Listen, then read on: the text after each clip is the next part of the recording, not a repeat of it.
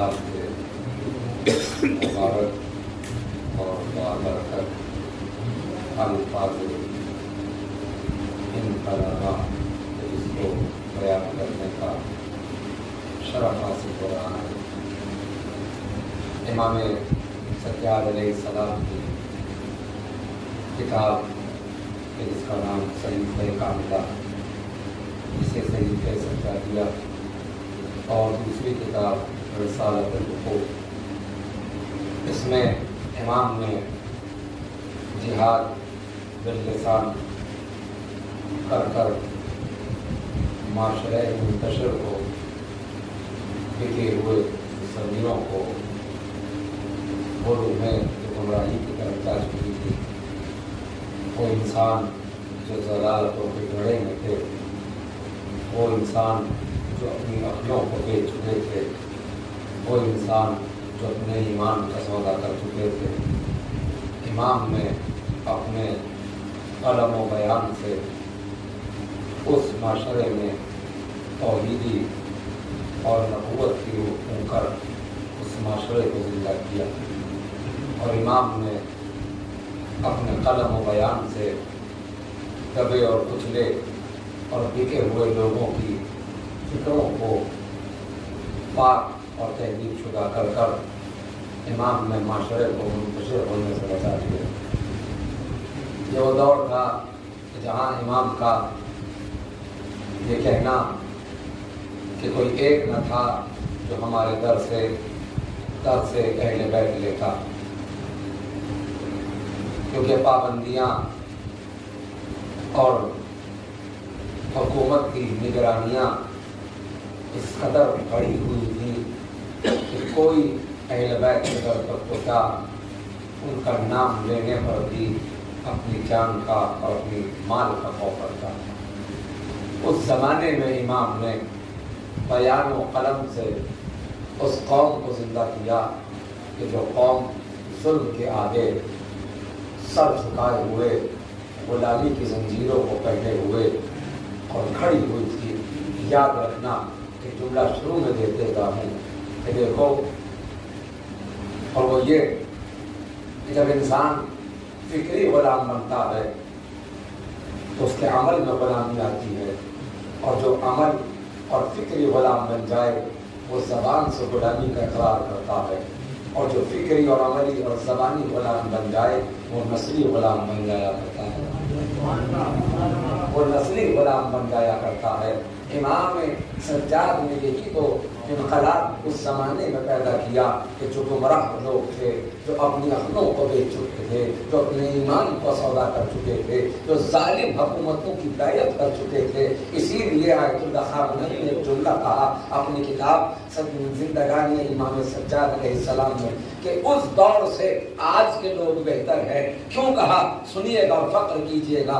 इमाम ख़ामनई ने कहा उस दौर से आज के दौर बेहतर है, बेहतर आज के मोमिनीन है, क्योंकि उस दौर के लोग हर किसी को तख्त पर बैठने वाले को इमाम मान लेते थे, लेकिन आज के लोग हर किसी को इमाम नहीं मानते हैं।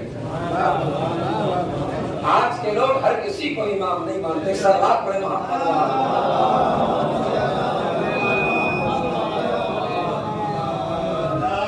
इमाम ने क्या फरमाया? आयतुल्लाह ख़ामनई ने कहा कि उस दौर के लोगों से आज के मोमिनीन बेहतर हैं, क्योंकि वो दौर अपनी फिक्री सलाहियतों को खो चुका था, जो तख्त पे हर किसी को बैठने वाले को इमाम मान लेता था। लेकिन आज का दौर वो बता रहे खैर पर है, क्योंकि हर किसी को इमाम नहीं मानते। आज के मोमिनीन का अकीदा यह है कि खुदा जिसे भेजे वही इमाम होता है,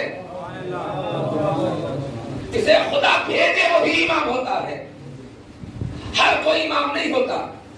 तो ऐसी फिक्रें थी, ऐसे मुंजबिद लोग थे कि जिन्हें इनकलाब से कोई मतलब न था, जिन्हें तहरीक इस्लाम से कोई मतलब न था, जो ज़लालत के गुमराही के गड़े में पड़े हुए थे। उस दौर में कौन है जो उस समाज में इनकलाबी اور توحیدی رسالتی اور ولایتی پیغام پہنچائے وہ کون ہے؟ صرف اور صرف امام سجاد علیہ السلام۔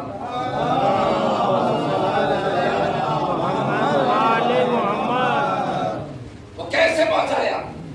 امام نے اپنے کلام میں بارگاہ خداوندی میں مصلی پر ایک دعا کہی۔ تو دعائیں بہت ہیں لیکن اس سے ایک جملہ یہاں نوٹ کرتا ہوں۔ میں نے کہا تھا کہ امام کا جہاد بالقلم ہے اور جہاد باللسان ہے، اور امام کے دو جہاد اور ہیں، جہاد بالعباد اور جہاد بالکردار۔ لیکن جہاد باللسان اور قلم کیا تھا؟ وہ مختصر سا خاکہ ہم جسے مسلح سمجھ رہے ہیں اور سماج آج بھی جسے مسلح سمجھ رہا ہے، اور جس دعا کو ہم سوچتے ہیں کہ خدا سے مانگا جا رہا ہے، لیکن امام نے مسلح اور خدا سے دعا کر کر ایک الگ معنی زمانے میں پھیلایا اور بتایا یہ مسلح بھی میدان جنگ سے کم نہیں ہے، یہ مسلح بھی میدان جنگ سے کم نہیں ہے، اور یہ دعا بھی اصلاح سے کم نہیں ہے، اصلاح سے کم نہیں ہے۔ اصلاح کیا ہے؟ وہ دعا جو بارگاہ خداوندی میں امام کر رہے تھے، اور امام نے بتایا اصل مجاہد وہ ہے جو مصلی پر بیٹھ کر قوم کو بدل دے۔ اصل مجاہد وہ ہے جو مصلی پر بیٹھ کر قوم کو تبدیل کر دے۔ کیا تبدیلی تھی؟ وہ دعا کے دو فقرے سنیے گا اور آگے بات پڑھ کر رہا ہوں۔ امام نے فرمایا اللہم، اے میرے پروردگار، اے میرا معبود، اے مجھ پر کرم کرنے والے، رحم کرنے والے، پالنے والے، بلغ ایمانی اکمل الایمان، میرے ایمان کو کمال کی منزلوں پہ پہنچا دے۔ یہ دعائے امام سجاد ہے، اس کا پہلا فقرہ ہے بلغ ایمانی اکمل الایمان، پروردگار میرے ایمان کو کمال کی منزلوں پر پہنچا دے۔ کمال کی منزلیں کیا ہے؟ جہاں ایمان کی حدیں ختم ہو جائیں اسے کمال کہتے ہیں، اور ایمان کی حدوں کا نام ہے علی۔ ایمان کی حدوں کا نام ہے علی، یعنی امام کیا کہہ رہے ہیں؟ ایمان جب تک کمال تک نہ پہنچے تو لاکھ کہتے رہو کہ ایماندار ہیں، کیونکہ ایمان کی ضرورت کا نام ہے کمال۔ اور جو خواہ یہ کہتا رہے کہ میں ایماندار ہوں، وہ ایماندار نہیں ہے، وہ بے ایمان ہے جو ایمان بنا کر پیش کر رہا ہے۔ اگر ایمان والا ہوتا تو کردار کمال پہ ہوتا۔ یہ امام سجاد کے دعاؤں کا یہ لفظ ہے جسے امام بتا رہے ہیں پروردگار میرے ایمان کو کمال کی منزلوں پہ پہنچا دے۔ کمال کی منزل کیا ہے؟ کردار علی، یعنی جو حب علی کر کر اپنے ایمان کو پروان چڑھا لے کمال تک وہی پہنچتا ہے، ورنہ کوئی اور اپنے ایمان کو کمال تک نہیں پہنچا سکتا۔ دوسرا جملہ ذرا تشریح نہیں کروں گا، دوسرا جملہ کیا ہے امام کا؟ وَجَعَلْ يَقِينِ أَفْضَلَ الْيَقِينِ، پروردگار بنا قرار دے میرے یقین کو افضل ترین یقین میں۔ یہ دوسرا جملہ ہے، یعنی جب تک ایمان کمال تک نہ پہنچے افضل یقین نہیں حاصل ہوتا۔ افضل یقین کیا ہے؟ بھائی غیب پر ایمان رکھنا افضل یقین ہے، جسے آنکھوں سے نہ دیکھا ہو اس پر ایمان رکھنا افضل ترین یقین کا نام ہے۔ اور افضل ترین یقین کیا ہے؟ جسے اپنی آنکھوں سے مشاہدہ نہ کیا ہو تو عقیدہ ہے نا کہ فرش ادا پر روح پنجتن بھی آتی ہے اور بی بی زہرا بھی آتی ہے، پھر بھی فرش ادا سے دور رہا جائے تو اس کا مطلب ہے نہ ایمان کمال پر ہے نہ افضل یقین قرار پائے پر۔ اگر ایمان کمال پہ ہوتا اور افضل یقین آ جاتا تو مرثیہ شروع ہونے سے پہلے فرش ادا پہ آ جاتے، لیکن افضل یقین ملے گا کب؟ جب ایمان کمال پر ہو، اور ایمان کمال پہ ہوگا کب؟ جب خدا سے دعا کرو گے، اور خدا سے دعا کرو گے کب؟ جب خدا توفیق دے گا، جس کے لیے خود امام نے کہا پروردگار مجھے اپنی بہترین نعمت سے نواز دے۔ اور سنیے گا امام سجاد کا جملہ، پروردگار مجھے اپنی بہترین نعمت سے نواز دے۔ کسی نے پوچھا مولا بہترین نعمت سے کیا مراد ہے؟ امام نے فرمایا اگر کسی کو توفیق الہی ہو جائے وہ بہترین نعمت خداوندی ہے۔ توفیق خداوندی کیا ہے؟ توفیق خداوندی میں سینکڑوں چیزیں آتی ہیں جنہیں گنانے کا تو وقت نہیں ہے۔ توفیق خداوندی کیا ہے؟ گناہ کیا ہے، توبہ کرنے کی توفیق ہو، سانسیں دی ہیں اللہ نے، نعمت کو شکر کرنے کی توفیق ہو، علم دیا ہے صحیح استعمال کرنے کی توفیق ہو، عقل دی ہے صحیح راستہ چننے کی توفیق ہو، تو اب مجھے بتاؤ گھروں میں بیٹھنا بہتر ہے یا فرش ادا پہ آنا بہتر ہے؟ توفیق کیا ہے؟ امام کہہ رہا پروردگار مجھے بہترین نعمت سے نواز۔ کسی نے پوچھا بہترین نعمت کیا ہے؟ امام نے کہا توفیق الہی۔ توفیق الہی جسے ہو، اچھا ایک جملہ آ رہا ہے اکثر چلتا ہے اور بار بار رک جاتا ہے، میں ایسی چیزوں کو بازار منتشر کہتا ہوں۔ بازار منتشر سمجھے؟ الگ الگ دماغ کے لوگ۔ بازار منتشر سے مراد یعنی ایک شوشہ چھوڑتے ہیں اور پیچھے ہٹ جاتے ہیں۔ ایک نیا جملہ رہا مولانا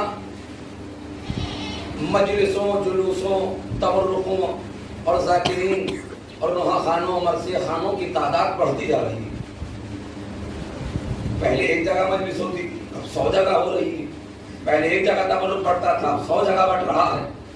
لیکن اور سنیے گا، یہ سوال آپ کے سامنے بھی آئے ہوں گے، لیکن اس کا جواب سنیے گا اور مطمئن ہو کے جائیے گا۔ فرش ادا کی تعداد بڑھ رہی، مجلسوں کی تعداد، جلوسوں کی تعداد، مولاناؤں کی تعداد، ذاکرین بڑھتے جا رہے ہیں۔ مولانا اثر کسی پہ کچھ نہیں ہو رہا۔ یہ اعتراض کرنے والے سے پہلے یہ پوچھا جائے تجھ پر کتنا اثر ہوا، تجھ پر کتنا اثر ہوا۔ اگر تعداد اعضا اور کثرت اعضا سے تجھ پر اثر ہوتا تو تو اعتراض نہ کرتا، خوش ہوتا، اس لیے کہ میرا زیادہ وقت رحمت خداوندی میں گزر رہا ہے، عذاب میں نہیں گزر رہا۔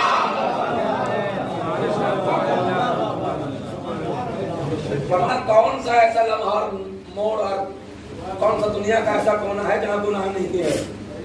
صرف گناہ فرش عذاب میں نہیں ہے، یہ آپ کی بھی ذمہ داری ہے اور میری بھی۔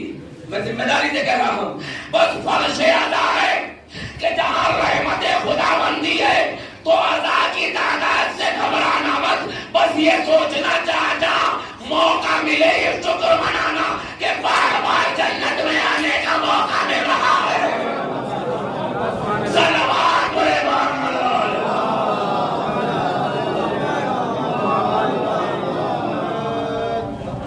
ہر کسی کو نہیں ملتا یہ۔ ایک صلوات پڑھتے ہوئے تھوڑا سا آ گیا ہے۔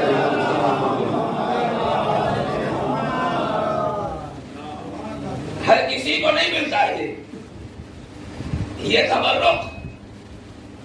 ایک تبرک تو وہ ہوتا ہے جسے منہ کے ذریعے جسم میں اتارا جاتا ہے، ایک تبرک وہ ہوتا ہے جسے عقل کے ذریعے دل میں اتارا جاتا ہے. ایک تبرک وہ ہے جو منہ کے ذریعے پیٹ میں گیا, اس کا کچھ اثر نہیں ہوتا, اس کا اثر نہیں ہے. ایک تبرک وہ ہے جو عقل کے ذریعے دل میں اتارا گیا. تو مجھے انصاف سے بتانا, صاحب عقل اور صاحب علم ہو, صاحب فہم ہو, تبرک وہ بہتر ہے جو منہ سے کھایا جائے, یا تبرک وہ بہتر ہے جو عقل سے دل میں اتارا جائے؟ کون سا بہتر ہے بھائی آپ بولیے گا نا. عقل سے جو دل میں اتارا جائے, اس کا مطلب یہ ہے جب عقل سے دل میں غذا لی جائے جسے تبرک حسین کہا جاتا ہے, یاد رکھنا جو عقل کے ذریعے دل میں تبرک کو اتارے گا وہی منہ کے ذریعے پیٹ میں ہزار غذا اتارے گا. اور اس تبرک سے پڑھ کر بہتر کوئی غذا نہ ہوگی. بے شک بے شک. یہاں کتنے تبرک ملتے ہیں, عقل کا تبرک, نظر کا تبرک, فکر کا تبرک, تخیل و تعقل کا تبرک. اگر یہ عقل سلیم واقعی صراط مستقیم پہ ہو گئے تو مجالس اعضاء میں بیٹھنے کا فائدہ, مجالس اعضاء برپا کرنے کا فائدہ, مجالس اعضاء میں آنے کا فائدہ, مجالس اعضاء میں حصہ لینے کا فائدہ. اگر یہ عقل سلیم میں کھجی آ گئی تو وہ عقل سلیم نہیں رہتی, بلکہ کیا ہو جاتی ہے؟ سنیے گا, اصول کافی کی پہلی جلد باب عقل جہل میں پڑھیے گا, ہوگی بھی آپ کے گھر, مشہور و معروف کتاب ہے. باب عقل جہل میں پڑھیے گا. جناب آدم کے پتلے کو اللہ نے جب خلق کر دیا, اس میں روح پھونکی, اس کے بعد کا یہ واقعہ نقل ہوا. اصول کافی کی پہلی جلد باب عقل و جہل. جناب آدم بیٹھے ہوئے تھے جنت میں, تین نورانی چہرے جناب آدم کی دائیں جانب آ کر بیٹھے. جب بیٹھے جناب آدم نے پوچھا تم کون ہو؟ تو یہ روایت چھٹے امام جعفر صادق علیہ السلام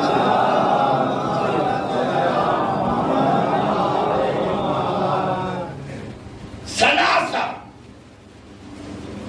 تین چہرے. اس میں پہلا کیا تھا؟ والعقل والحیا والدین. تین چہرے جو آئے دائیں جانب بیٹھے جن پر نور تھا, اس میں پہلے عقل تھی, دوسرا حیا تھا, تیسرا دین تھا. اب جناب آدم کے پاس حضرت جبرائیل آئے اور جناب جبرائیل نے کہا اے اللہ کے نبی, اللہ کا حکم ہے کہ ان تینوں میں سے ایک کو منتخب کر لو, ایک کو سلیکٹ کر لو, ایک کو لے لو, ایک کو حاصل کر لو. اگر ہم ہوتے یا میں ہی ہوتا, میں اپنی مثال دوں, اگر میں ہی ہوتا تو میں تین کو چنتا. یہی تو ہمارا حال ہے. اور سنیے گا اس بات, میں اگر ہوتا, میں اپنے میں مثال دے رہا ہوں اس جگہ پر, تو میں ان تینوں میں سے تین کو چنتا. آیا کو بھی چھوڑ دیتا, عقل کو بھی چھوڑ دیتا. لیکن یہ میں نہیں ہوں, یہ نبی ہے. اور نبی بھی وہ جو بنیاد آدم ہے. بنیاد آدم سمجھے, بنیاد انسان. اگر انہوں نے فیصلہ اس وقت معذاللہ غلط کیا تو تا قیامت تک آنے والی نسلیں سوچنے اور سمجھنے کی صلاحیت کو ختم کر دیتے. اگر میں ہوتا تو میں دین چنتا. نہیں, دین سب سے اچھا ہے. کیوں؟ ہمارا خیال یہ ہوتا کہ دین اگر لے لیا تو اسی میں حیا ہے اور اسی میں عقل آتی ہے. میں دین کو لے لیتا اور دو کو چھوڑ دیتا. لیکن نبی تھے, پہلے نبی تھے اور پہلے نبی کا پہلا فیصلہ تھا، اور نبی پہلا فیصلہ جو کرتا ہے وہ صحیح کرتا ہے، چاہے جنت میں عقل چنے یا غدیر کے میدان میں مولا چنے۔ خاموشی اور روزہ رکھ کر نہ آیا کرے، طیور خاموشاں کو اپنے سروں سے ذرا اڑا دیا کرے، ہے نا؟ اب سنیے گا، اب جناب آدم نے کہا، تین چہرے دیکھے، جبرائیل آ کر کہا ان میں سے تینوں میں سے ایک کو منتخب کرو۔ جناب آدم نے کہا میں نے ان تینوں میں سے عقل کو لے لیا، میں نے ان تینوں سے عقل کو لے لیا۔ اب جناب جبرائیل نے کہا اے حیا و دین، اب تمہارا یہاں کا کام، چلو آدم نے تو عقل کو لے لیا اور تم میرے ساتھ چلو۔ اب حیا اور دین ایک زبان بولے، ارے جہاں عقل ہوگی وہاں حیا بھی رہے گی، وہاں دین بھی ہوگا۔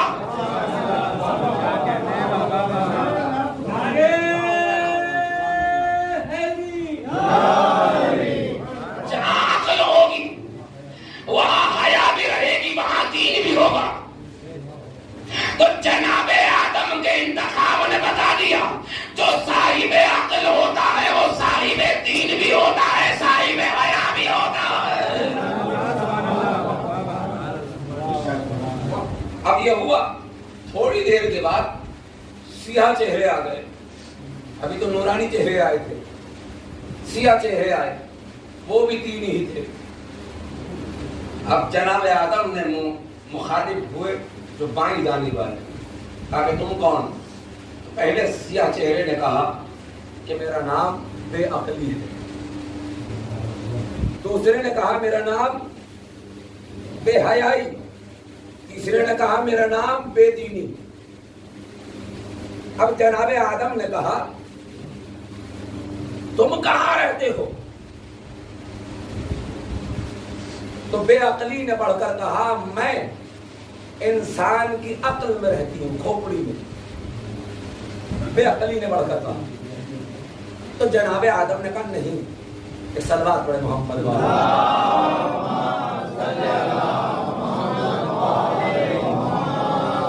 ایک اور بابا نے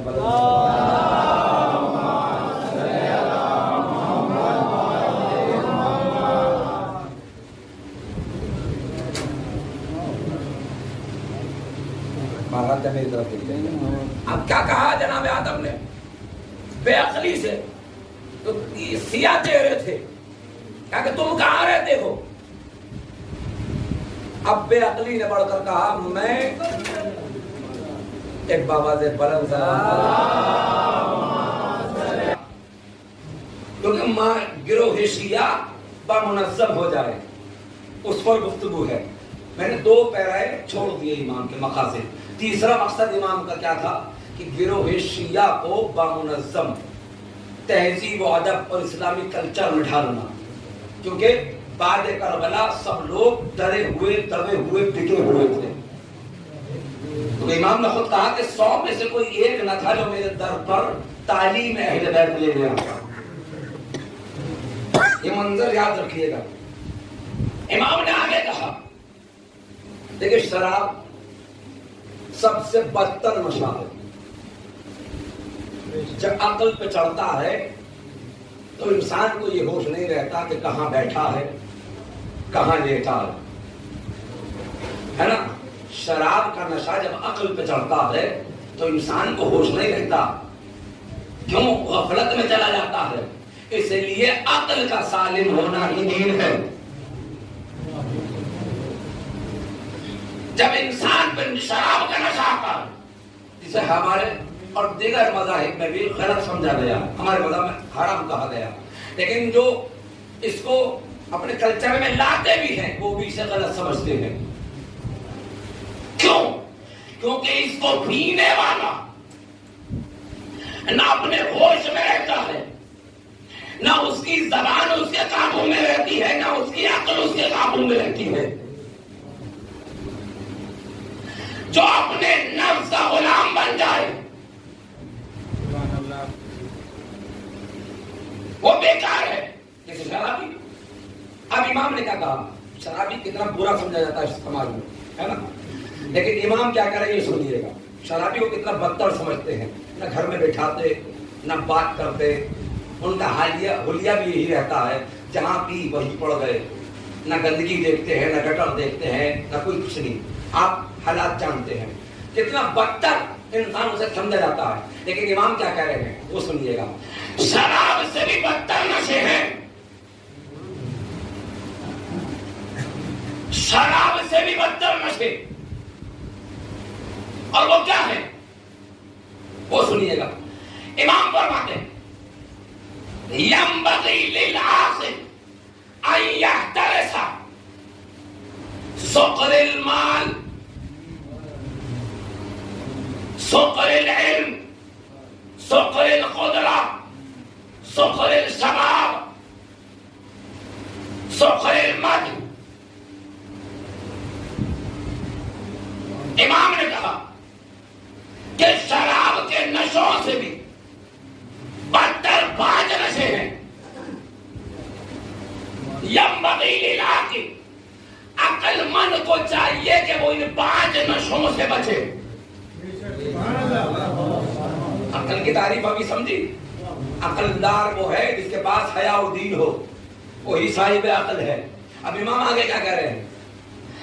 عقل مند کو چاہیے کہ وہ 5 نشوں سے بچے جو شراب سے بدتر ہے. سنتے رہیے گا. 5 نشوں سے بچے. پہلا کیا ہے؟ سقر المال. سقر کہتے ہیں نشے کو. سقر المال، مال کے نشے سے بچنا. مال کے نشے سے بچنا. اب ایک جملہ کہنا چاہتا ہوں، اگر یہ مال کم درب لے لے تو بے عزتی کرتا ہے. نہیں سمجھے؟ اگر یہ مال کم درب کے پاس آ جائے تو غلام بناتا ہے، اعلیٰ درب کے پاس آ جائے تو قوم کو سدھار دیتا ہے.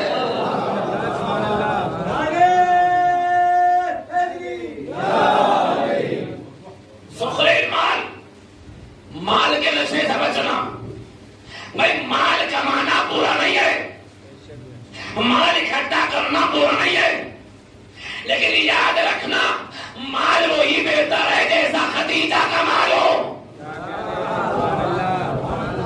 کیونکہ خدیجہ کا مال اسلام پر لٹایا گیا ہے، لیکن اور مال اسلام کی بربادی میں لگ جائے انہیں مال نہیں کہتے، مال کا نشہ کہا جاتا ہے. اسی لیے مال کے نشے سے بچنا. کبھی کبھی نئے دولت کمانے والا انسان مال کے نشے میں چور ہو جاتا ہے، اور اب اس کے جیب میں پیسہ آنے کے بعد ایک متکبرانہ لہجہ، انداز، گفتار اور رفتار میں تیزی آ جاتی ہے، اور جیب میں پیسہ ہوا، اب تو میں یہ بھی کر دوں گا، اب تو میں وہ بھی کر دوں گا، اب تو میں یہ بھی کر دوں گا.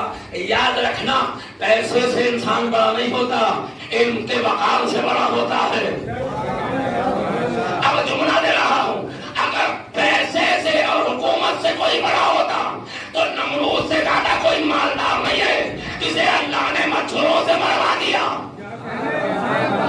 فرعون سے زیادہ کوئی طاقتور نہیں ہے جسے اللہ نے پانی میں غرق کرا دیا. آج امریکہ سے بڑھ کر کوئی طاقتور نہیں ہے جس نے امریکہ کے آگے آگے سر جھکا دیا.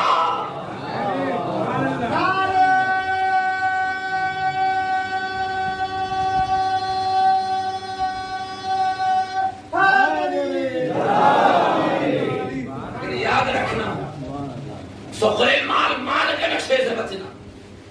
مال کمانا برا نہیں ہے، میں نے پھر کہا مال کا نشہ برا ہے جو شراب کے نشے سے بدتر ہے.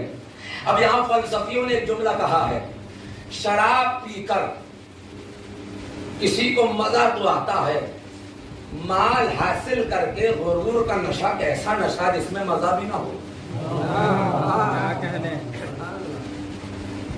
جو پڑھانے والے اور پڑھنے والے حضرات ہیں وہ سمجھے اس جملے کو. فلسفیانہ جملہ ہے. وہ کہتا ہے کہ جس گناہ میں لذت ہی نہ ہو اسے کرنے کا فائدہ کیا؟ اسے کرنے کا فائدہ کیا؟ اسی لیے چوتھے امام نے حدیث یاد آ گئی مجھے یہاں سے. امام نے کہا زانی اور شرابی سے وہ بدتر ہے جو نماز کو جان بوجھ کر چھوڑے.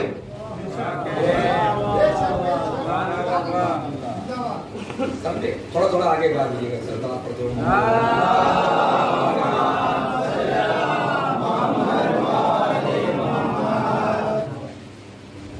کہا امام نے شرابی اور زانی سے بدتر وہ ہے جو نماز کو ترک کر دے.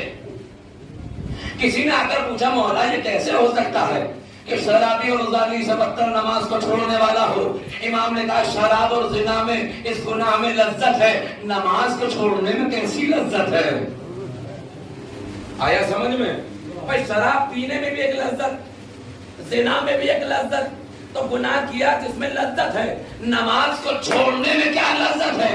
امام نے فوراً کہا جس گناہ میں لذت نہ ہو اسے چھوڑا جائے تو وہ شرابی سے بھی بدتر ہے، زانی سے بھی بدتر ہے. قوم اور سماج کو برباد کر بیٹھا ہے. یہی تو ہو رہا تھا چوتھے امام کے زمانے میں. سخرے علم سے بچو، مال کے نشے سے بچو. اگر مال کے نشے سے بچے تو علم کے نشے سے بھی بچو گے جو مال کے نشے سے بدتر ہے. یعنی علم حاصل کرنا برا نہیں ہے. اب اس حدیث کو سمجھانے کے لیے جوانوں کو، تاکہ جو پڑھنے والے ہیں وہ خاص کر سمجھ جائیں. امام نے فرمایا جب بچہ علم کے لیے، علم حاصل کرنے کے لیے اپنے گھر سے قدم نکالتا ہے، ابتدائی تعلیم، شروعاتی تعلیم، آغاز تعلیم، پہلی منزل علم حاصل کرنے کی جب وہ اسٹیپ طے کرتا ہے تو وہ اپنے آپ کو خدا سمجھتا ہے. امام کیا کریں؟ جب علم کا آغاز ہوتا ہے تو وہ اپنے آپ کو خدا جانتا ہے، میں سب سے زیادہ. امام فرماتے ہیں جب وہ علم اور حاصل کرتا ہے تو اپنے آپ کو انبیاءوں میں شمار کرتا ہے. سنتے جائیے گا. امام فرماتے ہیں علم جب اور آگے بڑھتا ہے تو انسان اپنے آپ کو ملائک میں شمار کرتا ہے. جب علم اور آگے بڑھتا ہے تو انسان اپنے آپ کو صالحین اور متقین میں شمار کرتا ہے. امام فرماتے ہیں جب علم اور آگے بڑھتا ہے تو انسان اپنے آپ کو انسانوں میں لاتا ہے. سمجھ میں آیا؟ انسان اپنے آپ کو انسانوں میں لاتا ہے. امام فرماتے ہیں جب علم اور آگے بڑھتا ہے تو انسان اپنے آپ کو حقیر سمجھتا ہے.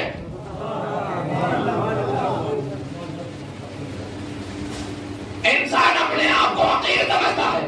یعنی علم کے کمال کا نام یہ ہے کہ اپنے آپ نگاہوں میں تم ذلیل ہو تو سب سے بڑے عالم ہو. کیوں؟ جناب موسیٰ سے اللہ نے کہا اے موسیٰ اپنے سے کمتر کوئی شے لے کر آؤ.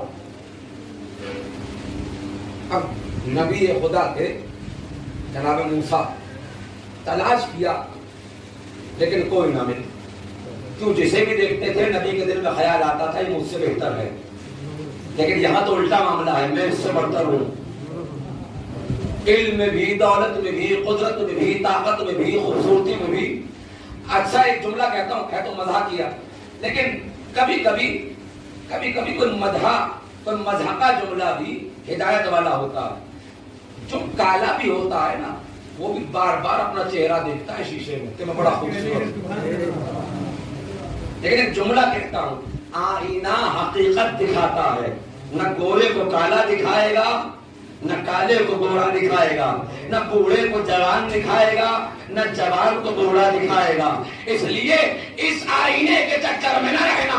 اس آئینے کوئی حقیقت یہ ہے، یہ چہرہ وہی دکھاتا ہے جو سر پر ہو.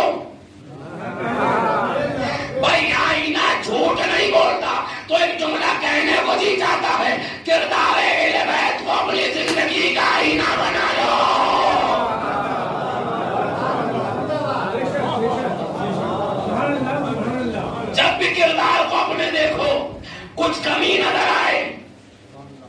بھائی آئینے میں دیکھتے ہو بال ٹیڑھے ہوتے ہو تو کنگا کر کے سیدھا کرتے ہو، کیوں؟ آئینہ کے دکھا رہا ہے نا، آئینہ حقیقت بیان کرتا ہے. بال ٹیڑھے ہو، داڑھی الٹی ہو تو کنگا کرتے ہو، منہ گندا ہو تو دھوتے ہو. یہ کس نے بتایا؟ آئینے نے. جب تم ظاہری منہ کو چمکانے کے لیے آئینے میں دیکھتے ہو تو یاد رکھنا روح کی پاکیزگی کے لیے، دل کی سلامتی کے لیے، عقل کی نورانیت کے لیے، عمل صالح کے لیے، زہد تقوی کے لیے، عرفان کے لیے، معرفت کے لیے، قرآن کے آئین کے لیے، معرفت اسلام کے لیے، قرآن کے پیغام کے لیے، امام کی پیغام کے لیے، سیرت اہل بیت کے لیے، محمد کو جاننے کے لیے، علی کو جاننے کے لیے. یہ دیکھا جائے علی نے کیا کیا اور ہم نے کیا کر رہے ہیں.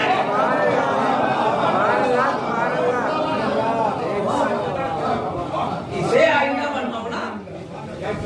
جب ظاہری چہرے کو سنوارنے کے لیے مصنوعی آئینے کی ضرورت ہے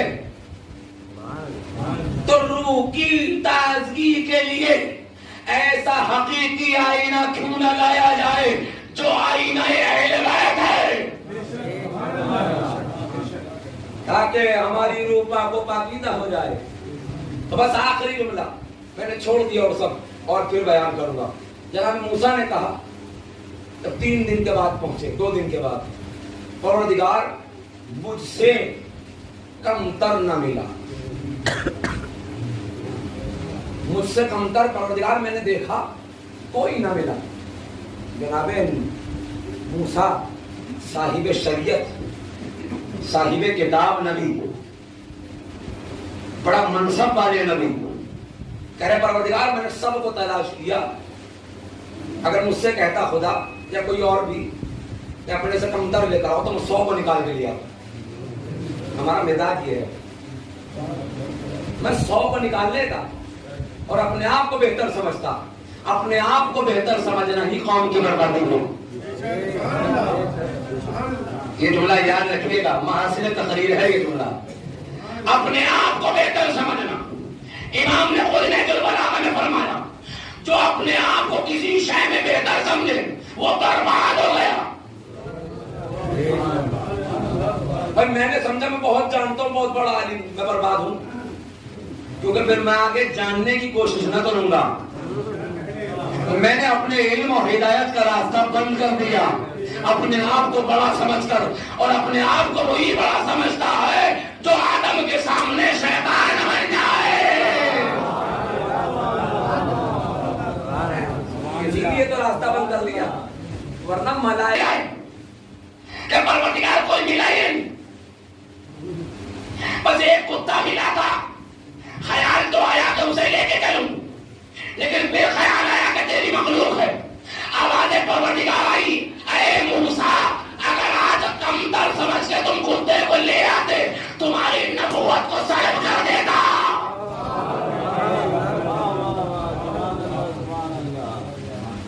تمہاری نبوت کو چھین لیتا.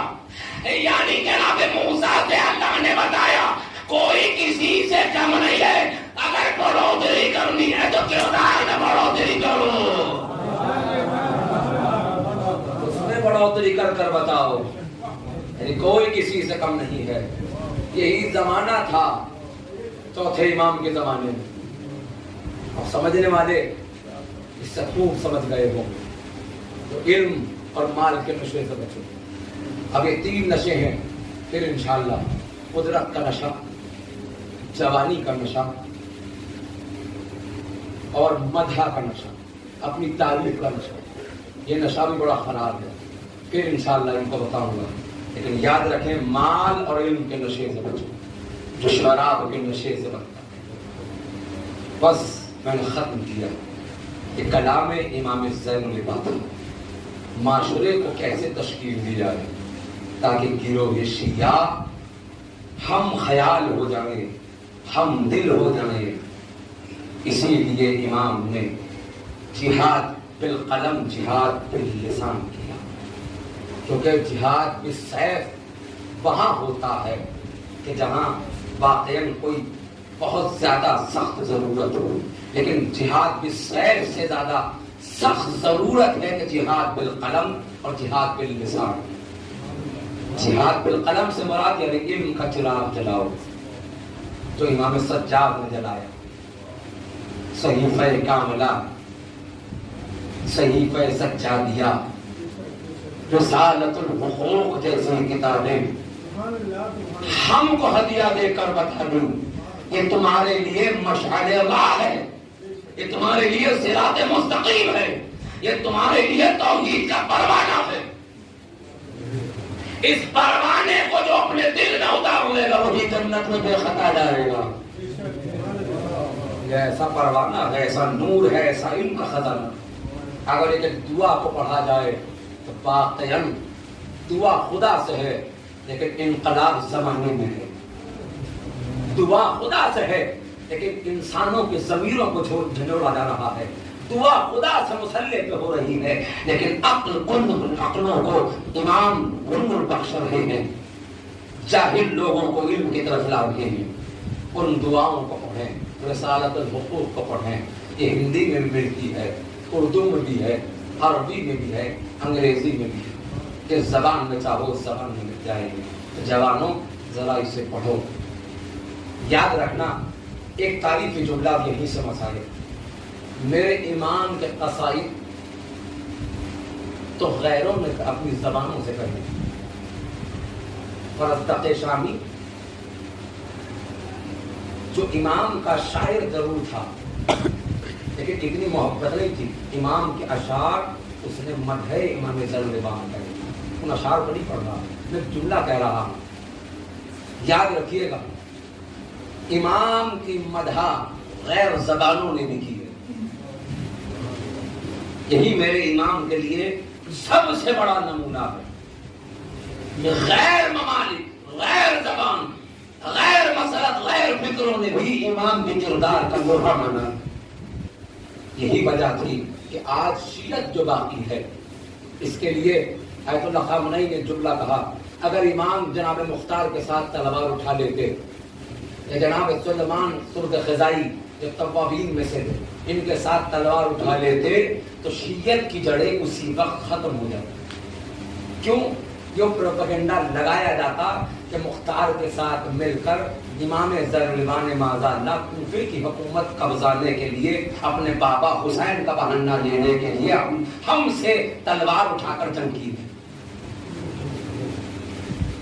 لیکن امام نے ان تحریکوں میں ساتھ نہ دیا. لیکن امام نے جو کام کیا وہ مردہ ضمیروں کو زندہ کیا، اپنوں کو روشن کیا. یہی وجہ تھی کہ ہم زمین کو ہموار کر کر 5ویں اور 6ٹھے امام تک اس زمین کو ہموار کر کے دیا. یہی وجہ تھی اگر 4تھے امام یہاں سے زمین کو ہموار نہ کرتے، زمین کا ہموار کرنا یعنی پلین تاکہ انسان صحیح سے سفر کر سکے، اگر زمین ہموار 4تھے امام نہ کرتے تو 6ٹھے امام کے مدرسے میں ایک وقت میں 4000 طالب علم نہ ہوتے. اس میں ہر کیمسٹری، فزکس، حساب یعنی میتھمیٹکس، فلسفہ، علم رجال، علم طب سب کچھ موجود تھا. لیکن استاد صرف ایک تھے، امام سجاد، امام جعفر صادق. یہ زمین ہموار جو کر کے دی ہے وہ 4تھے امام. اتنا بڑا سرمایہ یاد رکھیے گا عزیزو، بس وہی کا غم منانے ہم یہاں جمع ہوئے. ہم ان کے نہ گریہ کا حق ادا کر سکتے ہیں نہ ان کی محنت اور کاوشوں کا حق ادا کر سکتے ہیں. جب بھی نام حسین آئے تو اپنی نجات کے لیے، اپنی فلاح اور بہبودی کے لیے، اپنی امن و آشتی کے لیے، اپنے سکون کے لیے، اپنے آنسوؤں کو رومال زہرا میں جگہ دینے کے لیے رویہ کریں. کیونکہ امام نے خود فرمایا جب ہمارے جد مظلوم کے مصائب ہوا کریں، امام رضا نے بھی، 6ٹھے امام نے بھی فرمایا تو دیکھو ایسے رویا کرو جیسے بوڑھی ماں اپنے جوان ٹھیڑا شیر. امام نے خود فرمایا دیکھو یہ نہ دیکھا کرو کہ کیسے منہ ڈوبا ہے، کیونکہ منہ دیکھ کر نہیں رویا جاتا. بے حال جو ہو جائے ایسے حسین کو رویا کرو، کیونکہ حسین مظلوم پر کیا مصائب نہ ڈھائے گئے. عزیزوں پھر امام نے فرمایا اگر تمہیں رونا نہ آئے تو اپنے سروں کو نیچا کر لیا کرو, اپنی گردنوں کو نیچا کر لیا کرو. اگر پھر بھی رونا نہ آئے تو امام فرماتے اپنی گردنوں کو نیچا کر کر ذرا سوچا کرو کہ حسین مظلوم پر ایسا کون سا گناہ کر لیا ہے کہ حسین مظلوم کو ایک آنسو نہیں نکل رہا ہے. آج شب شہادت جناب سکینہ ہے نا عزیزوں, کون سکینہ؟ حسین کی لاڈلی سکینہ, عباس کی لاڈلی سکینہ, امام سجاد کی لاڈلی سکینہ. کون سکینہ؟ وہ سکینہ جب شمر کا تماچا لگتا تھا تو سکینہ زمین کربلا پر رکی نہیں رہتی تھی بلکہ زمین کربلا پر زمین کربلا پر کلابانیاں کھاتی تھی, یعنی کئی تھپیڑے کھاتی تھی.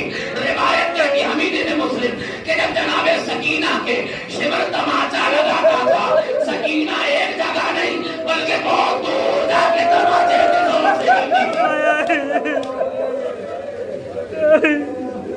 جب تماچا زور سے لگتا تھا تو جناب سکینہ اپنی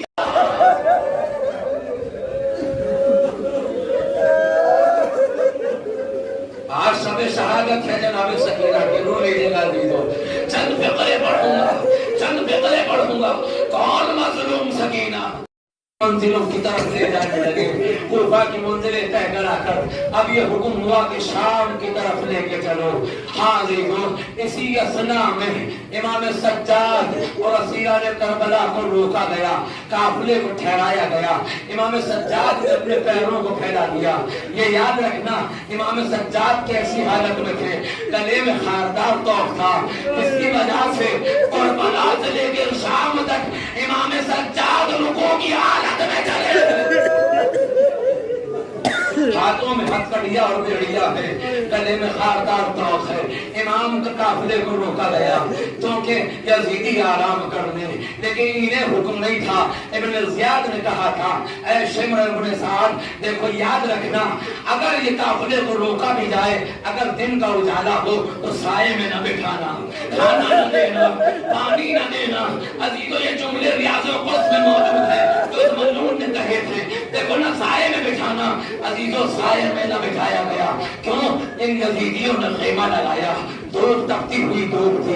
کہ جب لوہا دھوپ میں آتا ہے نا آپ کو معلوم ہے کتنا سخت گرم ہو جاتا ہے, اگر کوئی چھوئے بھی تو چل کر اپنی کھالوں کو ملنے لگتا ہے. لیکن امام سجاد کا لوہا گرم ہونے لگا, یہ اپنے خیمے لگا کر یزیدی اپنے خیموں میں چلے گئے. امام سجاد نے دیکھا خیمہ لگ گیا ہے, اس کا سایہ ایک طرف جا رہا تھا. امام سجاد سایہ خیمہ میں بیٹھ گئے.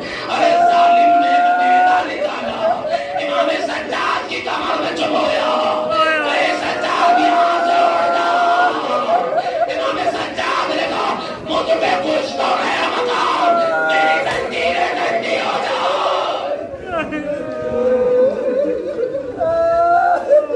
میں ہٹ جاؤں گا, پتہ نہیں تو آخری جملہ ہے, اب مجھ سے برداشت نہیں ہوگا کہ اس جملے کو کیسے روکوں.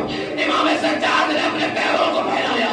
ارے بہن سکینہ جو 4 سال سے کم عمر ہے, ارے بھیا کے پیروں کو دیکھا کہ پیروں میں آبلے پڑے ہیں, چھالے پڑے ہیں, چھالوں میں کانٹے آ چکے.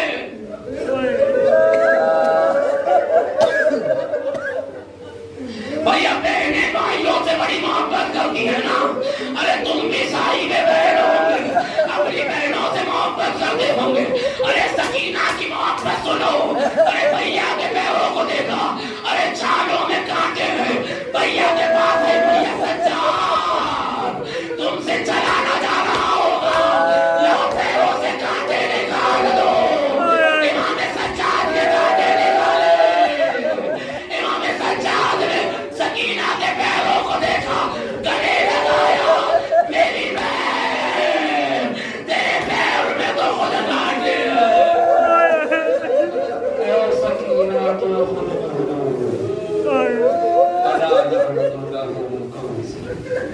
ربنا تقبل